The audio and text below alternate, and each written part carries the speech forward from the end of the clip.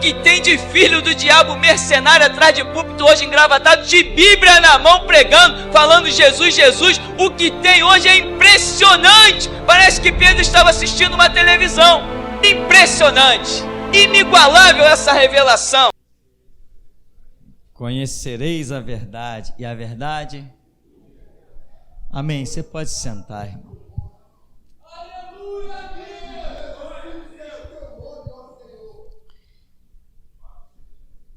Irmãos, nós temos falado muito sobre o conceito do que é conhecer.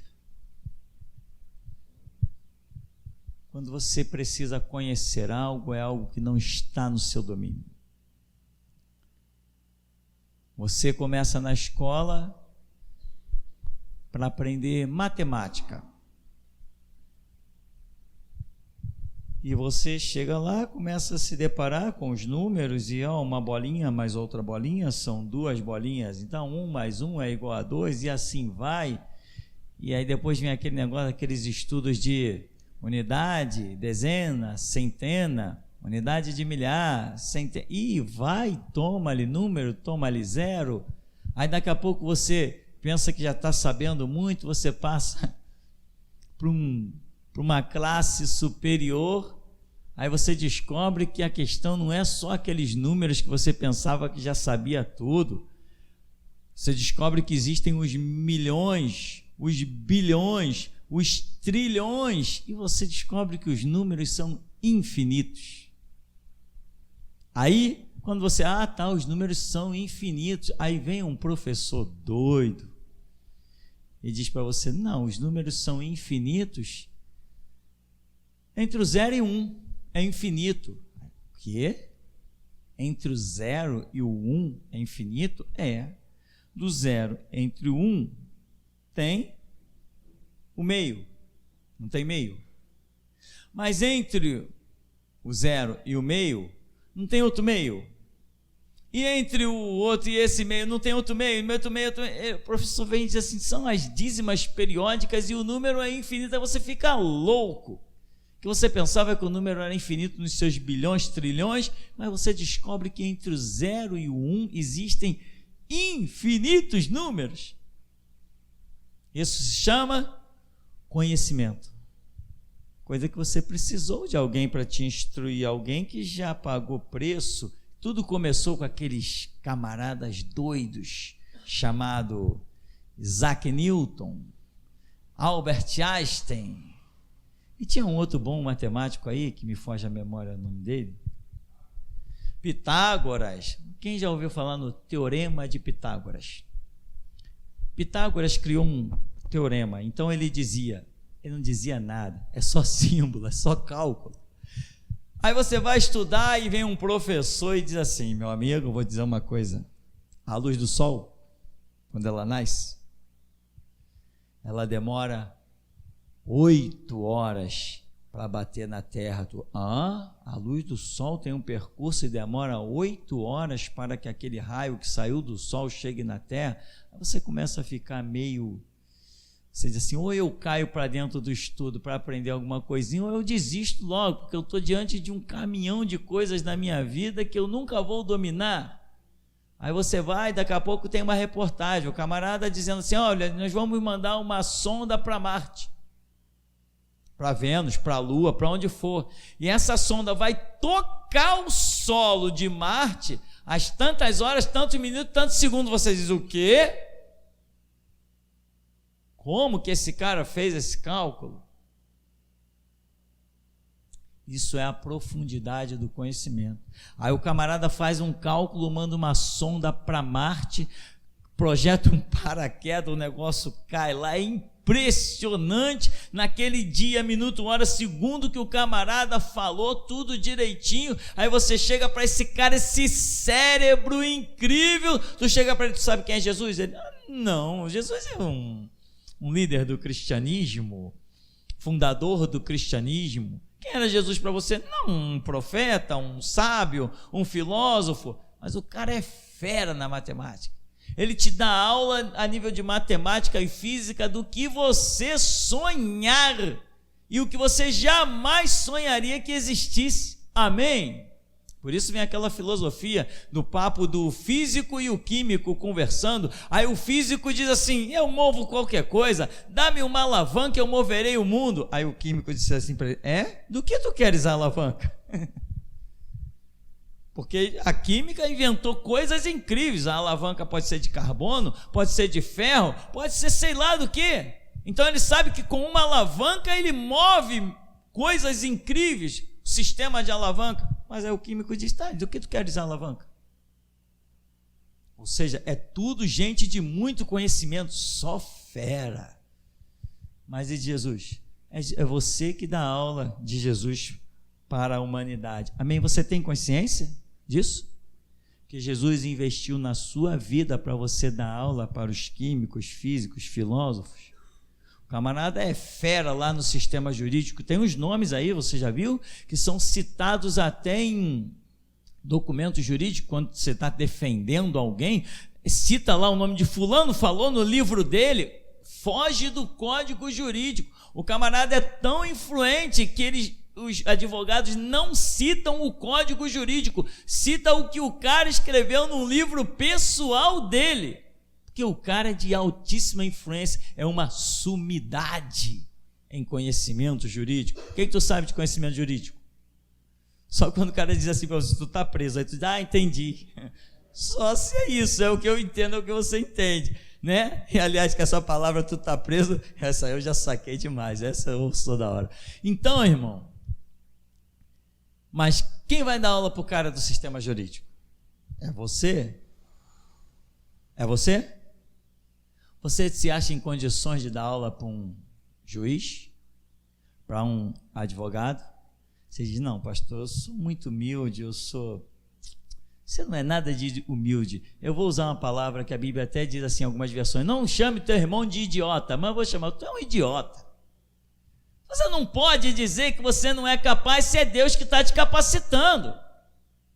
Posso todas as coisas naquele que me fortalece. Quando você será alguma coisa? Quando tirar essa falsa capa de cima de você, essa falsa capa de eu não sou nada, aí tu vai ser alguma coisa. Enquanto você tiver essa maldita capa dessa falsa humildade, não sou nada, tu nunca serás nada. Mas Jesus diz que pode todas as coisas. Ele diz: olha, eu vou enviar o Espírito Santo, o Espírito da verdade, que o mundo nem pode receber, mas vocês vão receber, e ele vai estar em vocês. Você tem o Espírito Santo? Não. Você que diz que não é nada, que é o mais humildezinho, você não tem Espírito Santo, não. Não é possível que alguém acredite que tenha o Espírito Santo e se ache o mais miserável. Não, peraí, não combina. O Espírito Santo é a terceira pessoa da divindade, que habita dentro de você, e você diz que não é capaz de nada. O que está acontecendo? A sua mente está escrava. Te ensinaram uma falsa capa de humildade. Tu nunca dirás: eu e Jesus somos um. Tu nunca dirás, porque tu está com a mente escravizada. Que Deus nessa noite mande uma unção que despedaça todo jugo, e que você saia daqui gritando, dando início a uma nova dispensação na sua vida e no mundo. Mas você tem que se libertar. Conhecereis a verdade. A verdade? Paulo era um homem que tinha o Espírito Santo. Olha o que ele fez. Pedro, olha João, olha o que esses homens fizeram. E homens da atualidade, quando estavam de pé na presença de Deus, fizeram maravilhas, sinais, prodígios, já pregaram para a multidão, libertaram pessoas das magias, da bruxaria, dos terreiros de macumba, do espiritismo, do catolicismo, mas foram pessoas de mente libertas. Sabe quando que você tem medo? Quando a sua mente ainda é escrava. Tem pessoas que têm medo da morte. Não vou, não. E se alguém me matar? Não. Aí não faz a obra de Deus. Porque sempre que você está fazendo a obra de Deus, o que diz Paulo a esse respeito? Por amor a Cristo, somos entregues à morte todo dia, mas só morreremos quando Deus disser que é o dia. Agora, se você tem medo de alguma coisa, você não pode fazer a obra, não tem condição. Agora, se você for liberto, como é que você é liberto? Quando você conhece a verdade. Qual é a verdade de Deus para a sua vida? Que quando você morrer, que seu corpo cair na terra, seu espírito é abraçado por Jesus no céu. Amém? Se você tiver essa consciência, esse conhecimento de verdade estiver em você, você vai dizer assim, quer eu viva, quer eu morra, eu sou do Senhor, não faz diferença viver ou morrer. Amém? Isso é fruto de mente liberta. Tem consciência, tem condição de alguém dizer assim, não, se eu estou vivo, tudo bem. Se eu morrer, tudo bem e mais bem ainda. Um ser humano comum jamais dirá, não, tanto faz viver ou morrer. Um ser humano comum, sem o Espírito da glória de Deus, sem o conhecimento da verdade da Escritura, sem aquilo que Jesus tem feito nas nossas vidas, ele jamais dirá, tanto faz viver ou morrer. Você diz isso? Você diria, irmão, tanto faz viver ou morrer? Pois quer vivamos, quer morramos, somos do Senhor. Vivo, tu pertence a Deus. E morto, pertence mais ainda. Vivo, você ainda pode pisar na bola, levar umas cajadadas, perder alguns galardões ou perder até a tua salvação. E se tu, uma vez que esteja vivo, morrer, acabou, tu nunca mais perderás a tua salvação. Por isso, como diz a Escritura, bem-aventurados aqueles que desde já dormem no Senhor. O que é dorme? Morreram, já estão com Deus. Bem-aventurados esses, mas essa é a sua consciência? Você se importaria se Jesus dissesse, olha, hoje tu não vai chegar em casa não, tá? Hoje eu preparei para tu ir para minha casa. O que você diria? Não, Senhor, ainda não. Se Jesus dissesse para mim, olha, hoje eu preparei para você. Senhor, por que não foi ontem? Senhor, podia ter sido ontem. Ontem eu estava assim, tão eufórico, podia ter sido ontem. Isso é consciência, estou falando sério, tu está rindo, né? Eu também.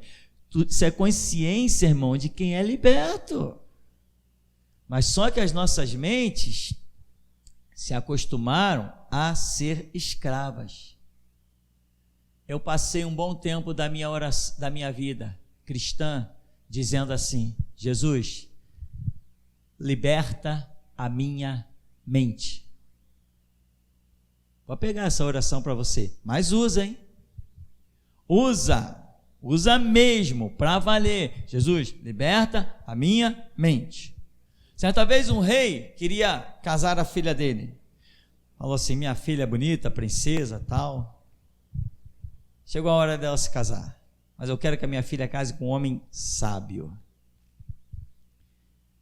Aí ele falou, vou provar a sabedoria. Aí tinha fila, né, irmão? No dia que o homem anunciou, todo mundo queria provar que era sábio, tinha fila na porta do palácio. Ele falou assim, tá, podem entrar. Ele pegou uma caixinha com as alianças, estendeu um tapete grande, botou a caixinha lá no meio, não dava para se esticar e pegar a caixinha. Ele falou assim, aquele que pegar essa caixa de aliança, sem pisar no meu tapete, vai casar com a minha filha. Aí uns olhavam e falavam assim, isso é impossível, já virava as costas. Outros tentavam, desequilibrava, caía, pisava no tapete, outros olhavam, você podia pendurar aqui, ali, ninguém. Daqui a pouco, depois de tanta gente tentar, um homem chegou lá, olhou, não pisou no tapete, pegou o tapete, foi enrolando, pegou a caixinha, desenrolou, aí o rei se levantou, tá aí um homem sábio, chamou a filha dele, aí os outros falaram, peraí, não, nós pensamos nisso também, sempre a mesma história, né? Nós pensamos nisso também, mas nós nunca achamos que poderia tocar no tapete. Aí o rei disse assim, que eu falei? Quem pegar a caixa sem pisar no tapete. Mas o que aconteceu? Qual era a regra do rei? Não pisar no tapete. E os homens disseram: não, nós pensamos nisso também, mas nós não imaginamos que poderia se enrolar o tapete para pegar a caixa. Todos nós pensamos nisso. Todos nós pensamos nisso. Por que pensaram e não fizeram? Porque a mente do ser humano tem a mania de criar as suas próprias regras. Qual foi a regra do rei? Não pisar no tapete. Qual foi a regra que os homens colocaram na sua cabeça? Que não podia tocar no tapete, não podia enrolar o tapete. Então, eles até disseram: nós pensamos nisso, pensaram, mas não fizeram, porque a mente deles estava cativa. Como cativa? Eles criaram uma sub-regra para a regra que o rei havia criado. Isso não é o Evangelho. O Evangelho é uma regra, mas dentro das cabecinhas nossas foram criadas um monte de sub-regras. Se for falar dos costumes das assembleias, então a gente ia ficar aqui umas 3 noites para falar naquela bandaleira, naquela pouca vergonha que as assembleias criou com as regras de roupa, regras de cabelo, regras de batom, regras de joia, não pode usar anel, não pode usar pulseira, só pode usar aliança de casamento. Regras que nunca foram criadas, mas as pessoas criaram as suas próprias sub-regras de santidade. Isso aconteceu com Israel. Quando nós estudamos a história de Israel, nós vemos que Deus, Moisés, deu a eles algumas leis, mas eles tinham lá centenas de outras leis, outros livros e outros pergaminhos que eram regras. Jesus falou assim: esse povo me honra com os lábios, esse povo me honra com preceitos. Tem uma palavra que Jesus usa: preceitos de homens. Aqueles preceitos de homens eram leis judaicas que os próprios anciãos haviam criado. Por exemplo, criticam Jesus: os teus discípulos não lavam as mãos antes de comer? Aí Jesus vai dizer assim: olha, o que contamina o homem não é o que entra, é o que sai. Lavar as mãos era uma regra que eles tinham como mandamento divino, mas Deus nunca mandou ninguém lavar a mão antes de comer. Isso é uma lógica para nós. Vou comer, vou lavar as mãos. Tem impurezas, etc., mas não como mandamento. Ou seja, é bom que eu faça, mas se eu não fizer, não estou em pecado. Mas para eles fazer aquilo era como entrar em pecado. Então, irmão, o que é a palavra do rei? A palavra do rei é o Evangelho, mas as pessoas criaram os seus próprios conceitos e preceitos. Nunca chegarão ao caminho que a palavra do rei determinou, porque criaram as suas próprias regras. Isso é automático na cabeça do ser humano, principalmente o ser humano que não sabe sujeitar-se, enquadrar-se exclusivamente às ordens superiores. Tem um filme que é interessante, um filme do Capitão América. Eles estão querendo um camarada para transformar no Capitão América, né? Naquele laboratório que eles criam. E tem um rapazinho franzino lá que todo mundo caçou ele, é o que vai virar o Capitão América. Aí determinado eles estão lá num lugar distante fazendo um monte de exercício, todo mundo cansado. Aí tem um mastro cheio e todo engordurado. Aí ele diz assim: olha, o homem que pegar essa bandeira pode subir no carro que vai ter uma carona até voltar ao acampamento. Aí todo mundo se desesperou, um dando cadeirinha para o outro, ninguém conseguia chegar. Aí vem um molequinho que vai ser transformado no Capitão América, ele olha assim, quando todo mundo desiste, ele vai lá, puxa o gancho debaixo do mastro, tum. Aí o gancho, aí o mastro, tum, cai no chão. Ele vai lá, tira a bandeira e sobe no carro e vai de carona. Aí fica todo mundo olhando. O homem fala, mas valeu, porque ninguém nunca conseguiu subir nesse mastro, nem conseguiria. Estava esperando o dia que alguém fizesse isso. Qual foi a ordem? O homem que pegar esta bandeira sobe no carro e vai ter a carona.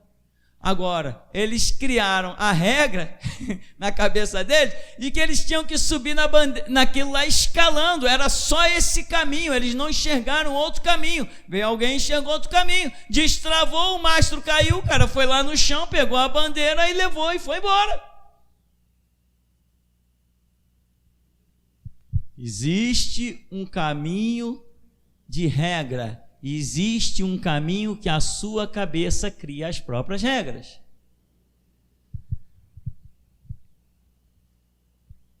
Quando o ser humano não consegue se escravizar, trazendo sua mente cativa à obediência de Cristo, ele sai pela tangente com as suas próprias opiniões. Você tem que centralizar Cristo, o mandamento, a palavra que saiu da boca de Jesus, e não acrescentar e nem tirar coisa alguma. Você precisa conseguir essa proeza, mas essa proeza ela vem de graça para aqueles que pagam o preço. De graça para quem paga. Quando você se aproxima de Deus, quando você busca o milagre transcendental, o sobrenatural, começa a acontecer na tua vida, e coisas que você nem imagina acontecem lá dentro do teu cérebro, aonde somente o artífice construtor da tua cabeça pode tocar. Mas você tem que pagar o preço para poder receber de graça. Entendeu, né, irmão? Só que as pessoas não conseguem. Elas têm as suas próprias opiniões. Vê que Urias era um homem inteiramente cativo à ordem do rei Davi. Davi pega a sentença de morte dele e dá nas mãos dele. E ele vai para o campo. Davi disse que aquilo era uma estratégia de guerra para Joabe, né? Se não me falha a memória. Só que ele não se preocupou, estratégia de guerra, deixa eu tomar conhecimento dessa estratégia de guerra. Não, ele estava tão cegamente confiado na palavra do rei, que ele segue com a sentença de morte dele até o campo de batalha, chega lá, entrega na mão de Joabe e espera as ordens. Joabe lê a carta, olha para ele e diz, tá ok, guarda a carta e vai armar a morte do homem. A fidelidade dele foi tanta que o levou à vida. A fidelidade dele foi tanta que ele foi projetado antes de todo mundo para a glória de Deus. A fidelidade dele foi tremenda. A confiança plena naquilo que partiu do rei Davi. Uma traição terrível, por isso Davi pagou o que pagou. Mas enfim, irmão, quando você recebe uma ordem, você não pode questionar. Se você questiona a ordem, você está vendo que a ordem partiu de Davi, você está vendo que a ordem partiu de Deus, você está vendo que a ordem partiu de quem está acima de você. Não é só Deus, não. Não é só Deus que te dá ordem, não, meu irmão. Isso aqui é um exército, tem comando. E você não pode questionar se veio de Deus ou não, porque se você questiona o comando, você está fora do quartel. E para onde vais? É melhor cumprir uma ordem que você ache louca e morrer como Urias, ser recebido na glória, do que você se rebelar contra a ordem, deixando que a sua cabeça crie submandamentos e acabe te levando aos ermos da vida. Joabe coloca Urias na frente de batalha e lá se foi Urias. Urias morreu. Urias morreu? Ninguém morre quando é sujeito às ordens, a fidelidade que ele estava ali batalhando por Israel. Ele não estava num caminho de morte. Mesmo traído, enganado, mesmo que os inimigos atravessassem nele a espada, o caminho dele era de vida, porque o seu coração estava reto nesse caminho. Observe o que aconteceu com Israel. Israel é aquele povo que o próprio Filho de Deus vem pregar no seu meio, e Israel questiona. Estava ali diante deles o Filho de Deus? Da boca daquele homem chamado Jesus de Nazaré só estava saindo verdade? O Espírito estava fluindo e estava testificando? Por que eles não aceitaram então? Podemos dizer que o próprio Deus estava encarnado falando com eles? Podemos dizer isso? É possível que o próprio Deus encarnado fale com alguém e alguém diga: não quero te ouvir? É possível isso? É possível que alguém diga: Deus falou, eu sei que falou, mas eu não vou ficar com a palavra de Deus? É possível? Adão fez isso? Eva fez isso? Tantos fizeram isso? Milhões fizeram isso sobre a terra já. Por quê?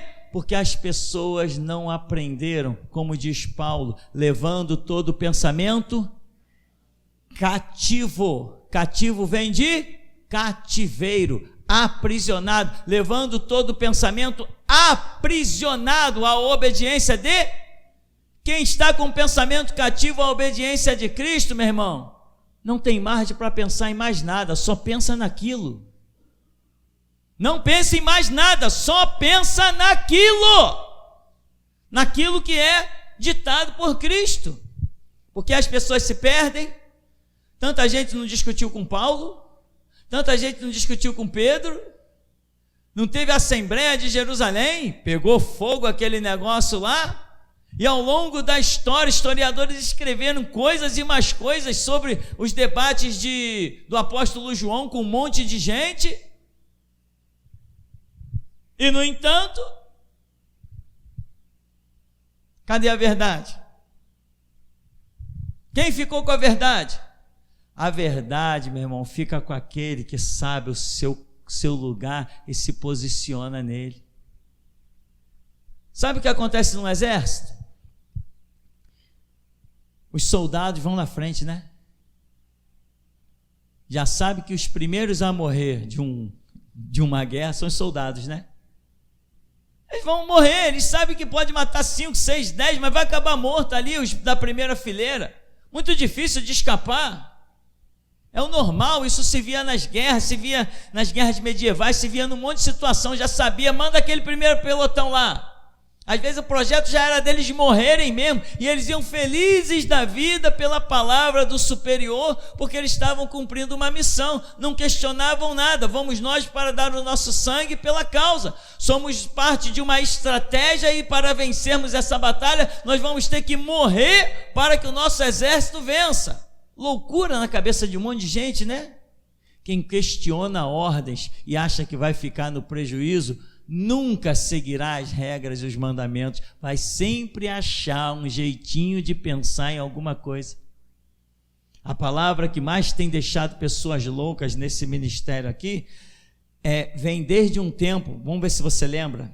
Lembra que Jesus falou que daria palavras desse púlpito, que muita gente ia ficar atônita e não ia aceitar e ia embora? Você lembra disso? E aí, essas palavras começaram a fluir ou não começaram a fluir? Depois que eu comecei a falar que eu e Jesus somos um, e um monte de gente começou a torcer o nariz. Para ajudar agora a torcer para o outro lado, eu vou repetir: eu e Jesus somos um mesmo, meu irmão. O irmão Rômulo fez um desafio com um camarada lá e disse: esse pastor aí é Jesus na terra. O camarada questionou: você viu lá o depoimento do irmão Rômulo? Quem ouviu o áudio? Ouviram o áudio, né? Então, foi lá, o cara foi, depois o cara voltou desesperado, apertando a mão deles, pedindo perdão, pedindo desculpa, e não sei quem, não sei que lá.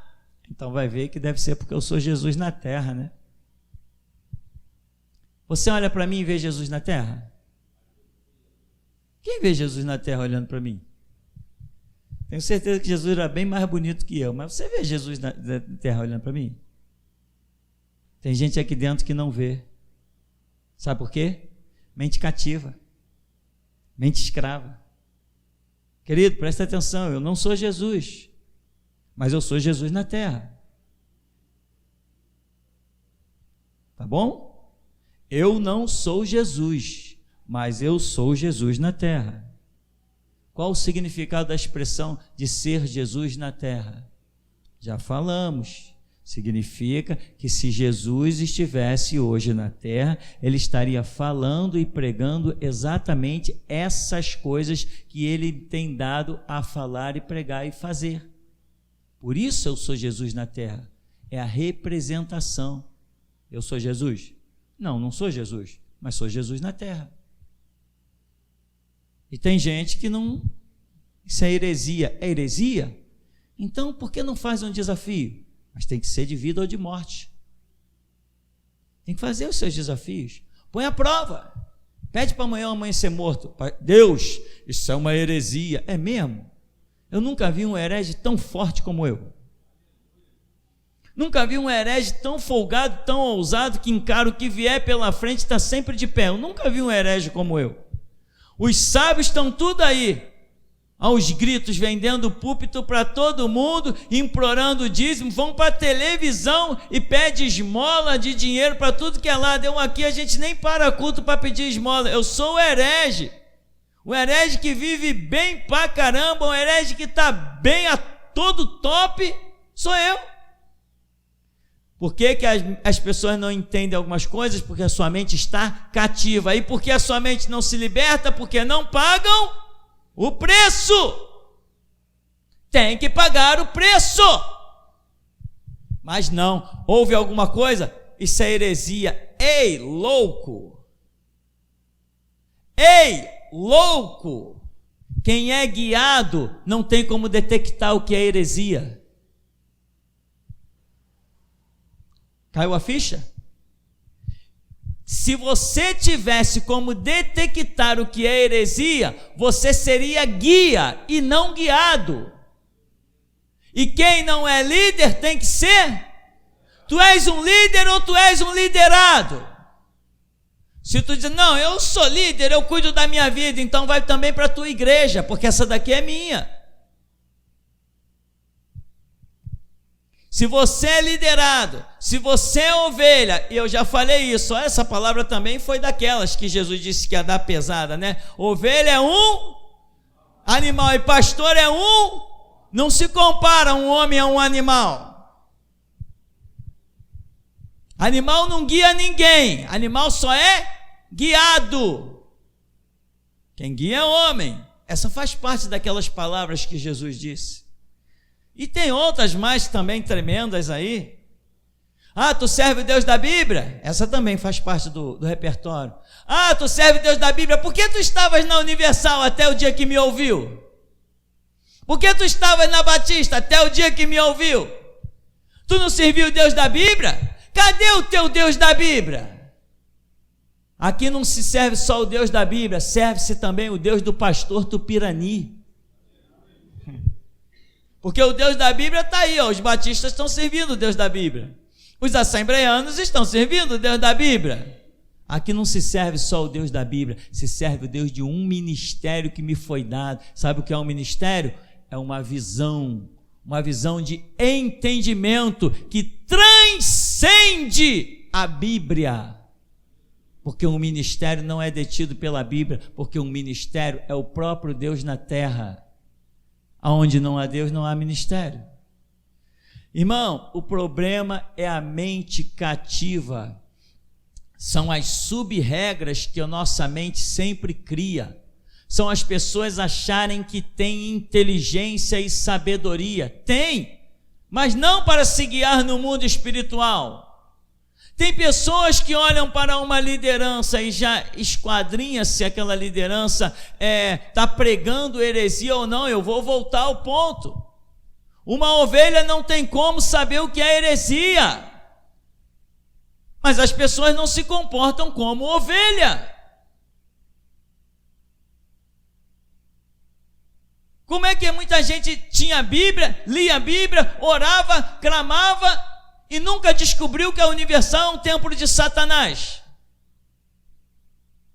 Nunca descobriram que os púlpitos profanados pelas assembleias, com os pastores políticos, ladrões e satanistas pisando na cara de Jesus lá naquele lugar, nunca descobriram que aquilo era tudo uma putrefação, uma coisa horrenda. Nunca descobriram. Aí tu acha que tu pode vir para cá, porque a sua mente abriu um pouquinho, e tu acha que já tem condição de me esquadrinhar? Eu vou te dar um conselho. Se eu te guiar para o inferno, vai. O melhor lugar que tu tem, meu querido, é para o inferno, aonde eu te guiar. Lá você vai estar melhor do que qualquer outros que pensam que vão para o céu por aí. Mas isso é uma questão de entender as regras de Deus. E alguns não vão entender, não vão aceitar. Claro que não vão aceitar. Por quê? Porque a mente é cativa. Não, eu sigo Deus da Bíblia. Então, começa a dar aula sobre Bíblia, que eu quero ver o quanto tu sabe de Bíblia. Abre um ponto de estudo bíblico na tua casa e vamos ver quanto Jesus vai guiar para lá. Funda a tua igreja, eu quero ver quanto Jesus vai levar lá dentro da tua casa. Para quantas pessoas você tem ensinado Bíblia nos últimos meses? Para quantos você tem pregado nos últimos meses? Onde está o teu Deus da Bíblia? Onde está o teu conhecimento que ousa chegar diante desse púlpito e pensar que pode me discernir? Uma ovelha não pode discernir um Deus. Eu sou Deus para você, meu irmão. Eu atrás desse púlpito sou Deus para você, porque Deus fala na terra só por esse púlpito. Alguns dizem que isso é heresia, mas eles não colocam o Deus vagabundo deles contra o meu Deus herege. Estou aqui aceitando desafio. Esse pastor serve o diabo. Então tá, é o meu diabo contra o Deus deles. Você tem que ter a mente liberta, mas esse serviço gratuito de Jesus é mediante um preço. Revolucione a tua história, irmão. Revolucione. Não deixe as coisas ficarem acomodadas, não. Você precisa se levantar. Precisa. Uma vez eu estava orando, num cantinho sentado na calçada, e eu comecei a perceber, por que os meus irmãos não percebem isso? Por que os meus irmãos não percebem aquilo? Por que os meus irmãos não entendem isso, não entendem aquilo? E eu estava assim pensando, eu disse, ué Deus, para cá o Senhor me deu mais inteligência que as pessoas? Por que eu converso com meus irmãos? Está óbvio aqui na Escritura, eles não veem isso, eles não veem aquilo, não veem aquilo outro. Tá. No dia seguinte eu fui numa igreja e um profeta, você já conhece a história, né?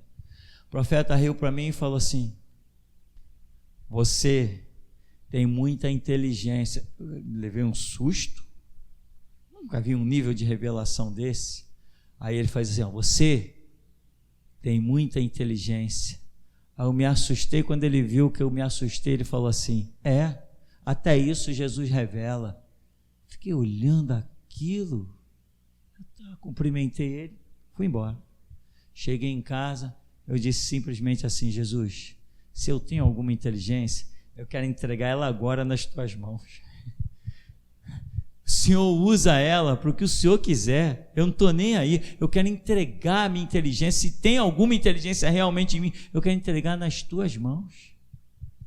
Se a minha inteligência está nas mãos de Jesus, eu já não sou mais inteligente, eu já dei a minha capacidade de raciocínio, a minha inteligência já dei para Ele, eu não sou mais um cara inteligente, agora eu passei a ser apenas um cara servo, posso ser burro, Posso ser burro, ignorante e estúpido, como se isso coubesse a um discípulo de Jesus Cristo, só para você entender. Posso ser o cara mais burro, porque a minha inteligência eu dei para Jesus.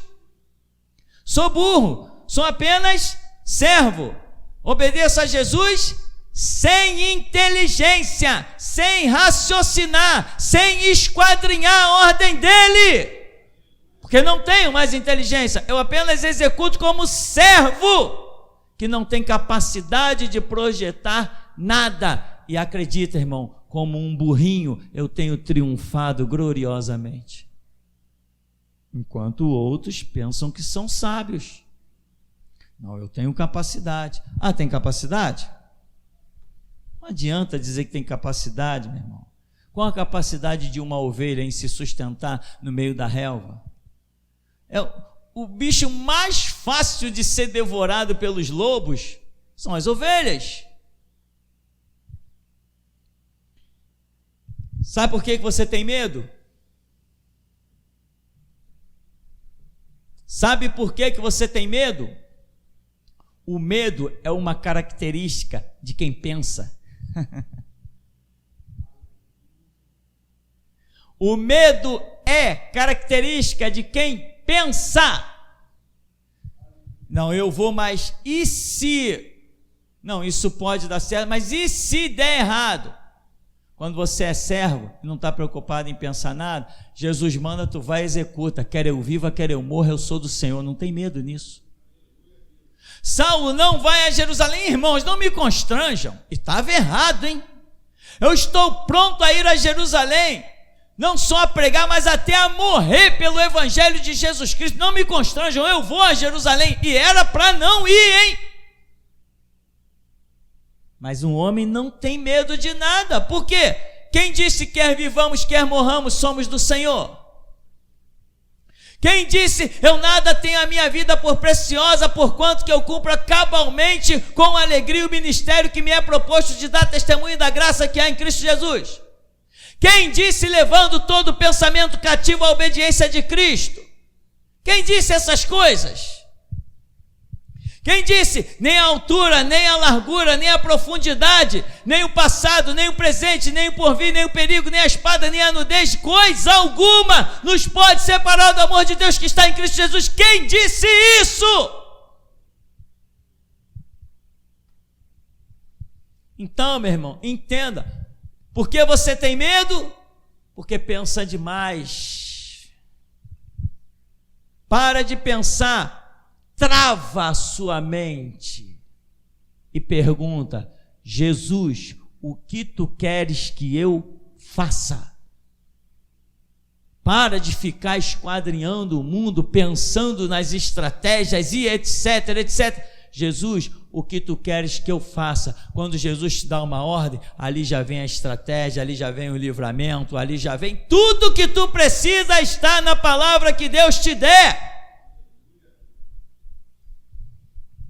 Portanto, conheça a verdade, e a verdade te libertará, irmão. Sabe qual é a maior verdade que o homem precisa conhecer? Diz a Escritura: eu nada tenho, eu nada sou. Tudo que eu tenho, tudo que eu sou, vem do Senhor Deus que fez os céus e a terra.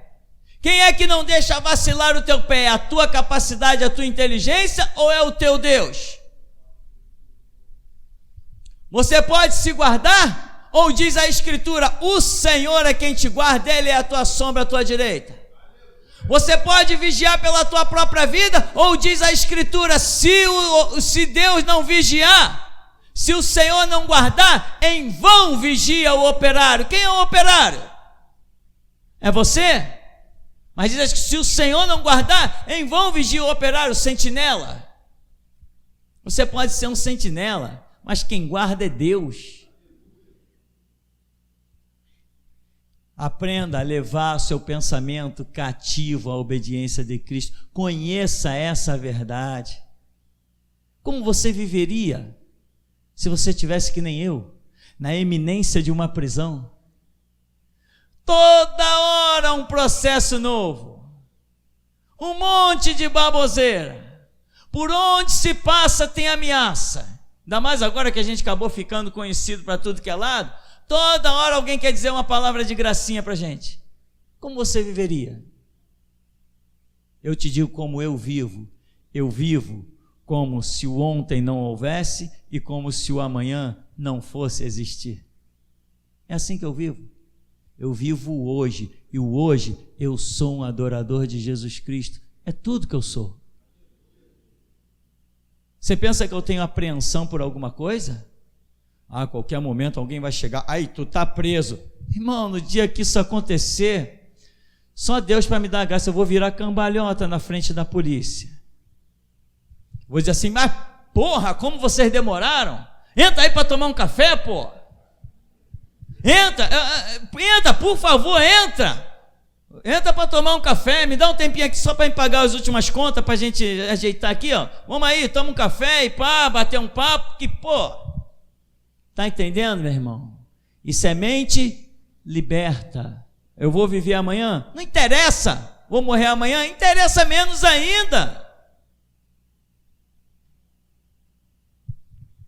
Não,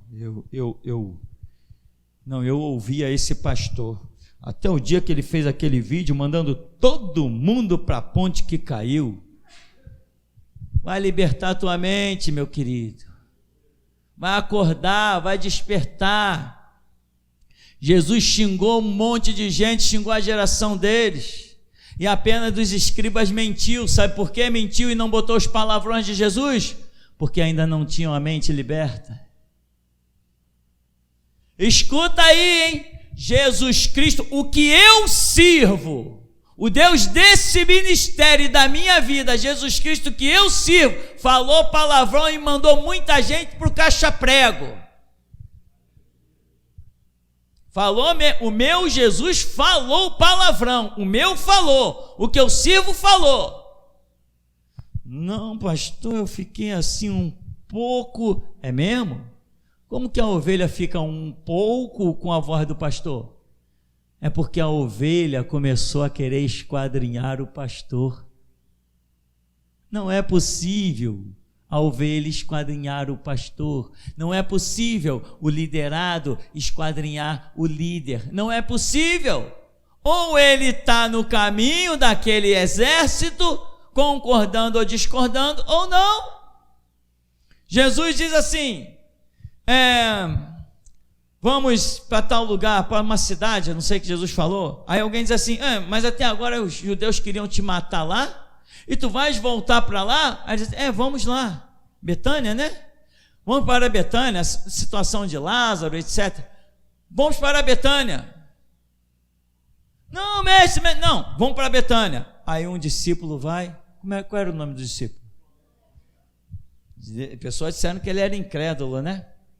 Mas há uma versão bíblica que diz assim, quando Jesus diz assim, não, vamos para Betânia, Tomé diz assim, vamos nós também, vamos morrer com ele. Tem uma versão bíblica que dá a entender que não foi assim, que diz assim, vamos nós também morrer com ele? Só que não tem ponto de interrogação. Tomé disse, vai para Betânia? Vamos nós também morrer com ele.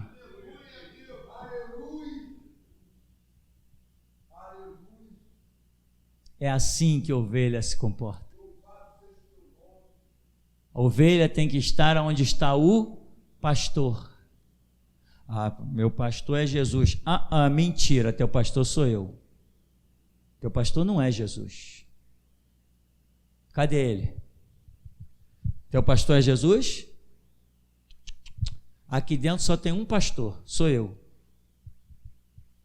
Mas e Jesus? Jesus é Deus. Se tu precisa de um pastor, só tem eu. E ninguém chega ao Deus se não passar pelo pastor. Nem adianta tentar.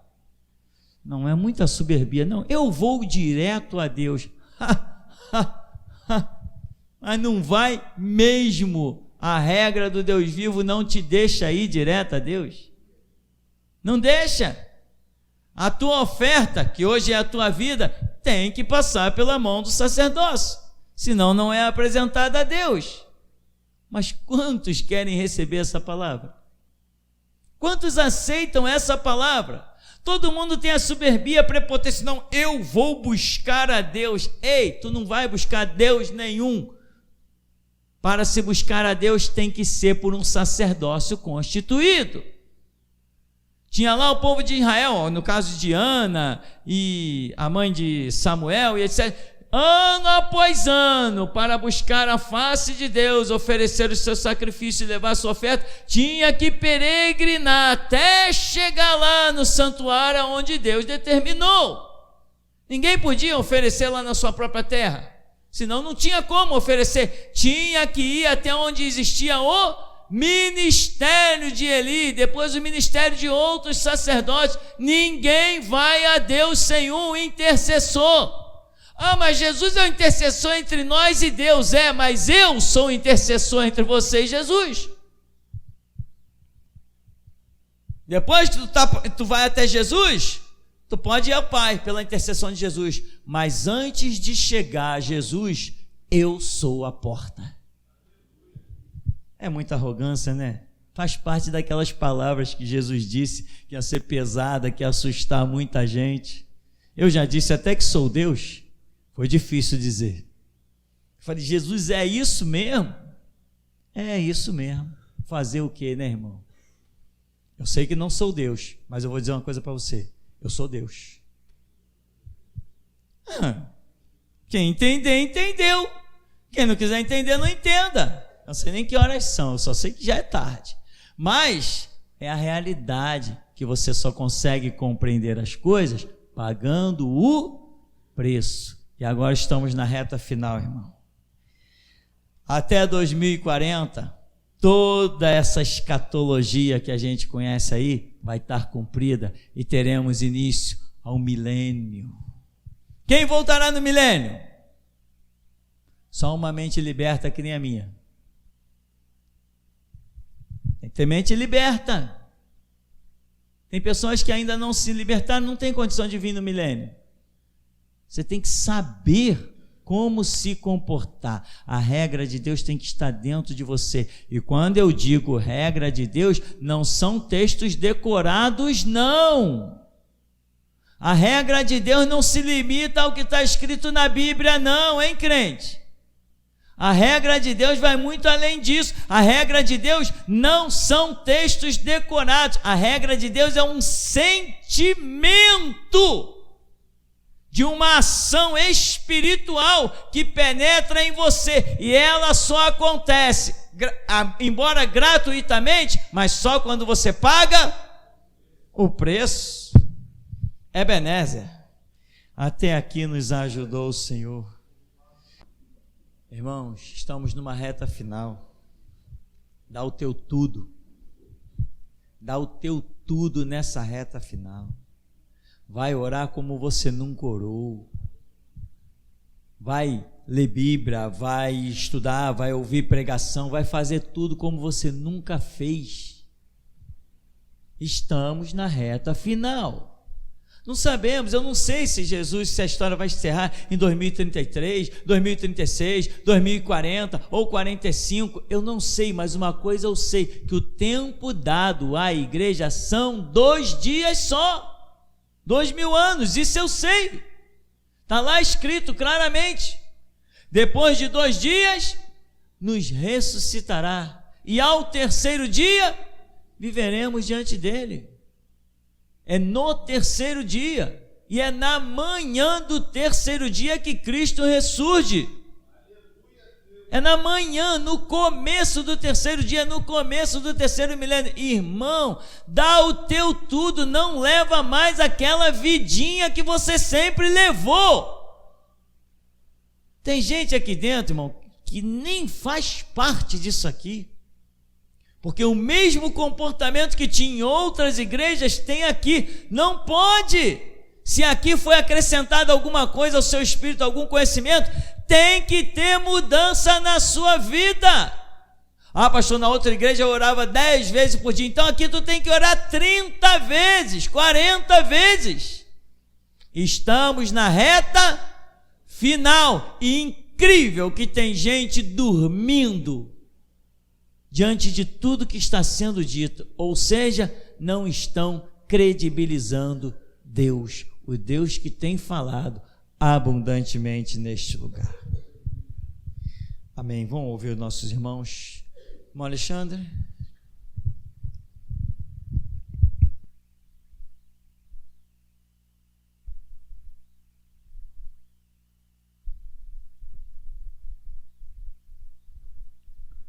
Louvado seja o nosso Deus que é santo. Mestre, a visão que o Espírito Santo me deu nesta noite, eu via alguns irmãos sem face. Eu via você, Davidson, sem face. E aí, o Espírito Santo me disse assim: você sem face e alguns irmãos sem face são degraus que vocês estão alcançando hoje. Assim diz o Senhor. Louvado seja Deus. Logo em seguida, eu vi uma marreta. E essa marreta era de fogo e passava pela terra. E vi um X marcado nas igrejas onde o trabalho dos folhetos estão sendo feito. E assim diz o Senhor: é uma geração inteira a caminho do inferno, por não ouvirem este púlpito. Amém.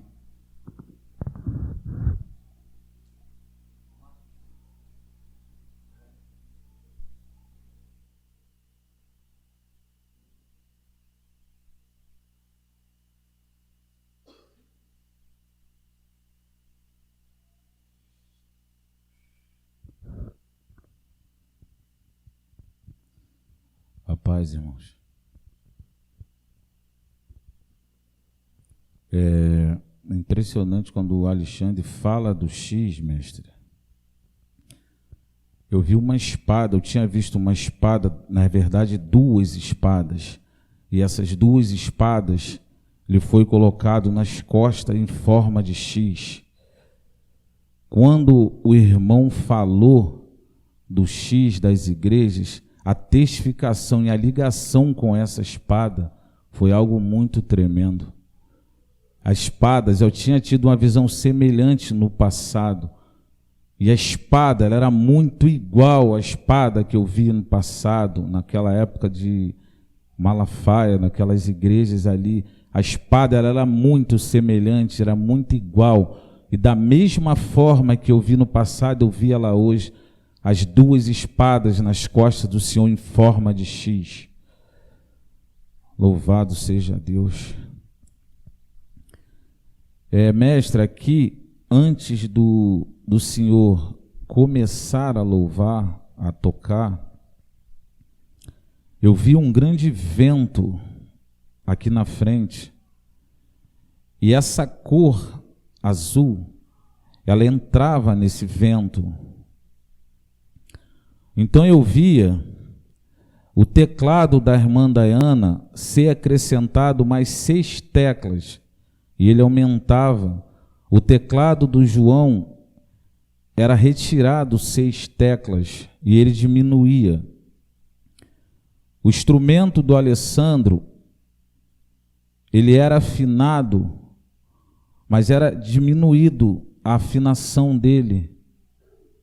O bongô era apertado, isso. A tantã era afrouxada, essa é a palavra. O bongô era apertado. A panderola do Reinaldo era retirado, 2 daqueles pratos pequenos que dá o som, era retirado. A guitarra do Samuel era acrescentado 3 cordas. O baixo do Michel era acrescentado 2 cordas. O violão do Borba era acrescentado 1 corda. E o pandeiro era apertado. Essas hastes dos microfones também foram mudadas no mover, mestre. E quando acabava aquele vento, isso aqui não era isso aqui que eu estou vendo agora, era diferente. Era algo muito diferente. Foi um grande mover que aconteceu aqui no começo. antes de começar os louvores, mestre. Amém. E naquele louvor do irmão Vasco, o terceiro e último louvor, eu vi alguns irmãos louvarem como se levitassem, e eu vi as asas que estão nas costas deles se abrirem e começarem a se bater. Isso aconteceu com o Diego e com o irmão Clark, no momento do louvor do Vasco. Amém.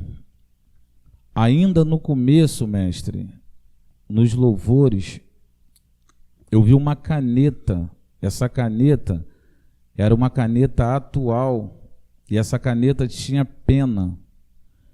E ela escrevia no cérebro do irmão Reinaldo, do irmão Clark, do irmão Diego e do irmão Alexandre. Escrevia na parte do cérebro.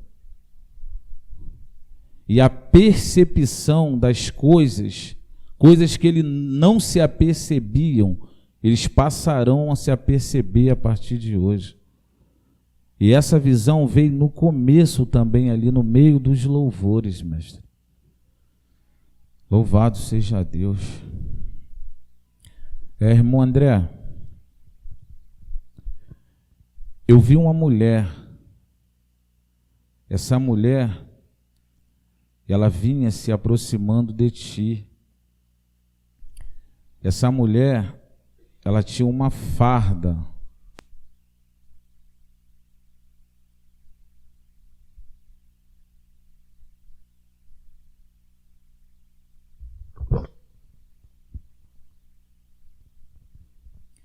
Essa farda, irmão, dessa mulher estava suja. Mas quando o irmão olhava, você não detectava sujeira nessa farda. Porém, o teu Deus está te dizendo que a farda dessa mulher que se aproxima do irmão está suja. Assim diz o Deus da geração Jesus Cristo, irmão. Eu tive uma visão, mestre, com a irmã Marina, do Japão. Eu via ela caminhar na rua, e por onde ela passava, as pessoas paravam para observar ela. E ela ia andando, andando. Em todo lugar que ela passava, as pessoas paravam e viravam para enxergar e olhar ela passando. Então eu vi os carros na rua pararem e observar também ela, e ela continuava a caminhar, mas ela caminhava sendo observada por muitos. E ali essa visão cessava, mestre. Durante a palavra, eu via saltar desse chão como pedaços de pedra, e aquilo saltava como se fosse pipoca pulando, e algumas pessoas comiam aquilo, e quando elas comiam, elas mastigavam, os seus dentes quebravam dentro da boca. Depois eu via pessoas aqui dentro cavando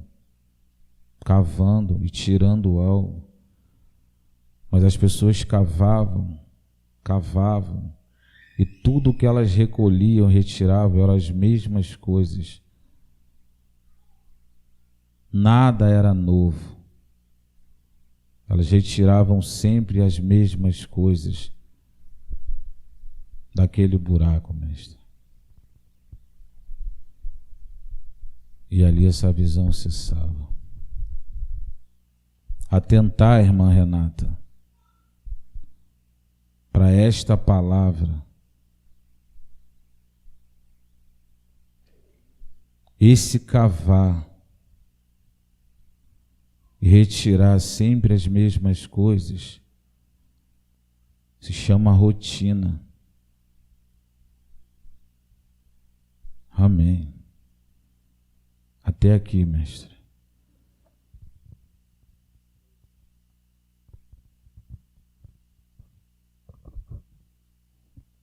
Quando a Dayana estava louvando, eu tive uma visão. Eu vi como duas cortinas se abrindo. E elas ficavam em cima, assim, como que... Quando bota, assim, aquela corda no meio e puxa, assim, as cortinas, eram abertas, assim, a cortina. E Deus vai cada vez mais te dar destaque, minha irmã.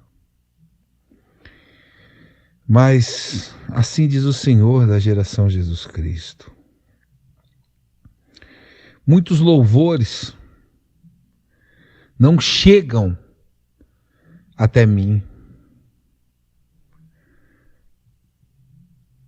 A soberba, o querer ser mais do que outros, é o que destrói os meus adoradores. E assim diz o Senhor, para aqueles que louvam, para aqueles que trazem adoração. Assim diz o Deus da geração Jesus Cristo. É preciso,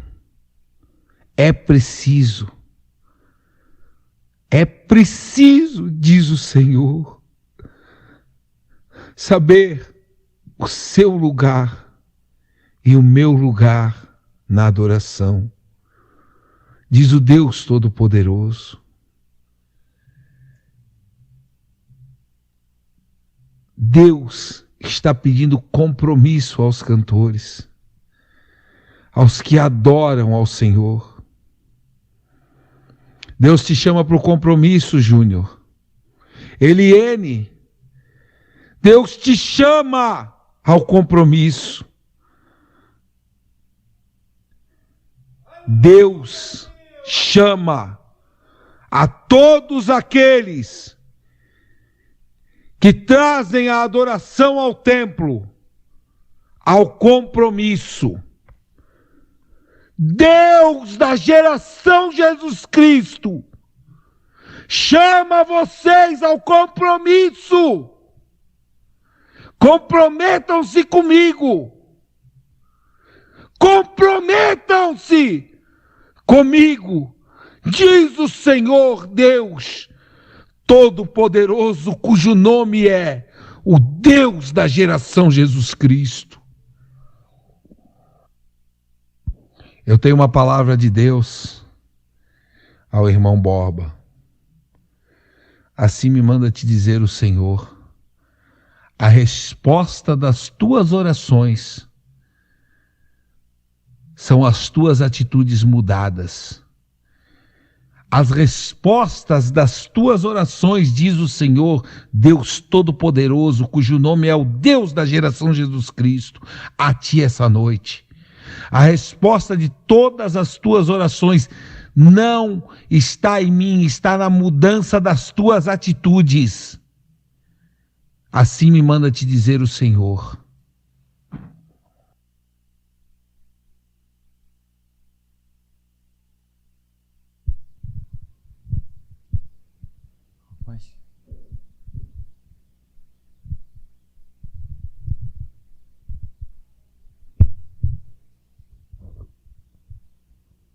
Aleluia.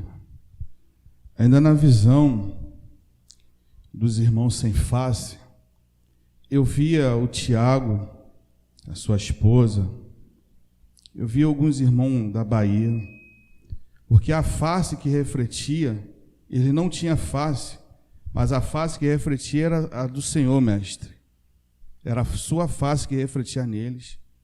E eles também estão alcançando um degrau nesta noite. O Espírito Santo me mostrou, hoje aqui diante de todos nós, um cronômetro em cima das nossas cabeças. Eu vinha um anjo com uma tesoura, ele vinha cortando alguns cronômetros. E alguns cronômetros estavam 2021, outro estava 2022, 2023, 2024, 2026. Então, essa visão é sua. Amém, mestre.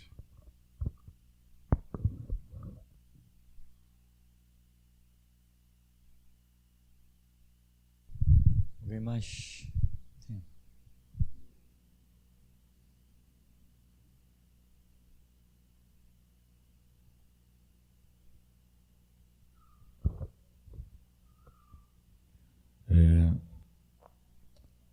No momento da adoração da Dayana, ela crescia. Eu via, irmã, você crescer 3 centímetros, e ali essa visão cessava. Amém, mestre. Deus tem falado, Deus tem estado presente.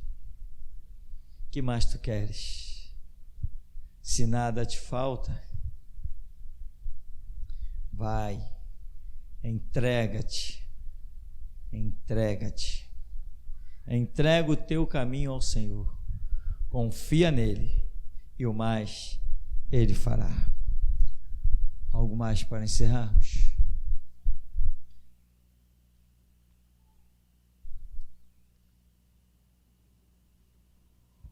Aleluia.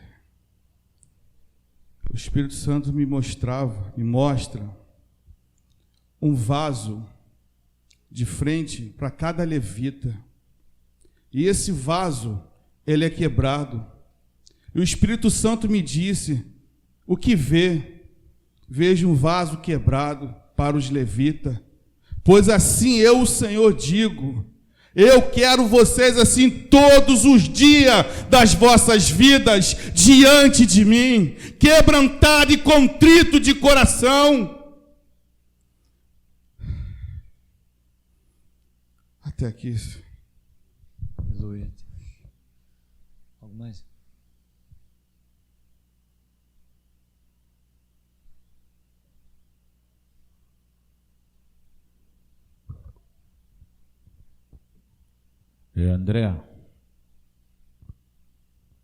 André, pai do Mateus, eu vi, irmão, lá fora as tuas 2 orelhas crescerem. Eu vi algo vir e adentrar nos teus ouvidos. E Deus te manda te dar uma palavra, irmão. Pastor é Ele. Deus manda te dar essa palavra. Pastor é Ele. Amém.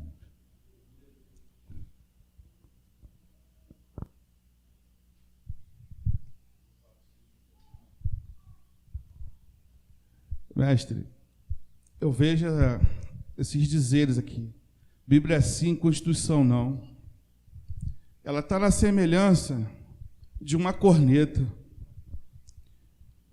Esse grito é o grito que entoará e ecoará daqui ao milênio, diz o Senhor. Bíblia sim, Constituição não, diz o nosso Deus, o teu Deus, o Deus da geração Jesus Cristo. Louvado seja Deus. O investimento que o Senhor fez neste lugar é o investimento de sangue.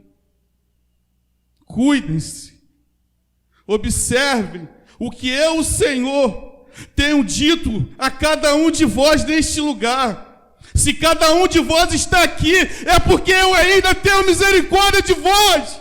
Atentai para a minha voz, eu, o Senhor, digo: onde está a minha honra, se eu sou o Senhor? Onde está a minha adoração, se eu sou o Senhor? Diz o Senhor, o Criador de todas as coisas: eu criei filho e honrei, mas eles me desonraram. Eu escolhi a voz, a última voz. Diz o Senhor: eu investi pesado. Desde criança eu o separei, livrei. Diz o Senhor: o Deus da geração Jesus Cristo, que tem se revelado a vós dia após dia, diz o Senhor. Porque não honram a mim, porque não honra ao meu servo, diz o Senhor. Será que eu vou ter que matar um aqui dentro para vós acreditar que eu, Senhor, que falo convosco? Esta é a última oportunidade que eu estou dando. Se não vos consertar, eu matarei aqui dentro, diz o Senhor. Que anda lá basuriando comanai, anai amanasúbia, anai de que anasai, anai anarai de andasai. Assim diz o Senhor, o Deus da geração Jesus Cristo, o Deus que tem se revelado a vós dia após dia. Aleluia.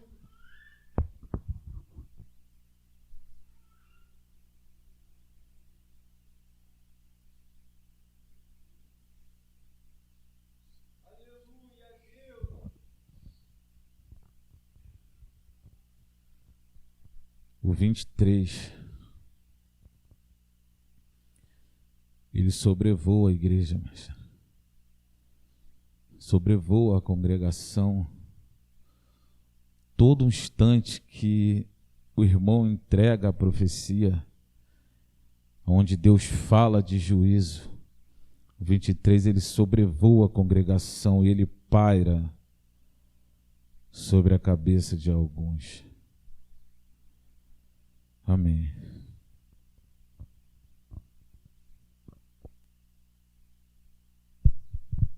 Amém, irmãos.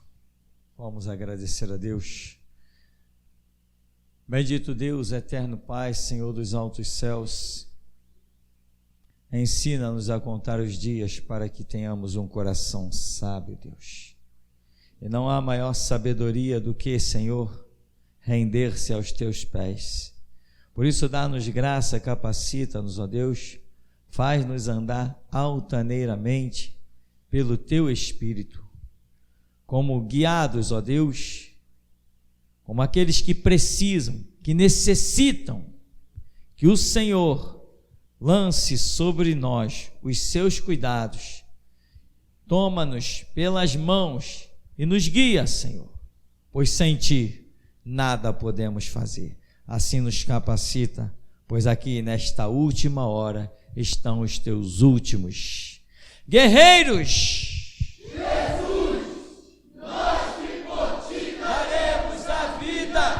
Te saudamos, aleluia, vamos em nome de Jesus.